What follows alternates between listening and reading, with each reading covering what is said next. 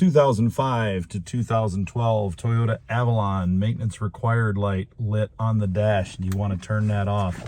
First thing we're going to do, key out, put it in the ignition, hold down this trip button here, turn the key to the on position, not start, just the on position. Then watch those little dashes disappear. It'll say 0, the mileage will come back, the maintenance light will go out. That's it. Turn the car off for a few seconds, start it back up. Your maintenance required light is now off. Want to see that again? All right, so key off. Hold down the odometer trip button. Key to the on position, not start.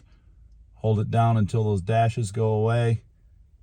Comes back with zeros, then odometer light is off. That simple. All right. Take care, everybody. Please like this video if you liked it. Rewind it if you want to watch it again. Tell your friends. And check us out on the Under the Hood radio show. We do a full live version, 2 hours every week with 3 of us on there talking about all automotive repair stuff. Take care, everybody. We'll see you under the hood.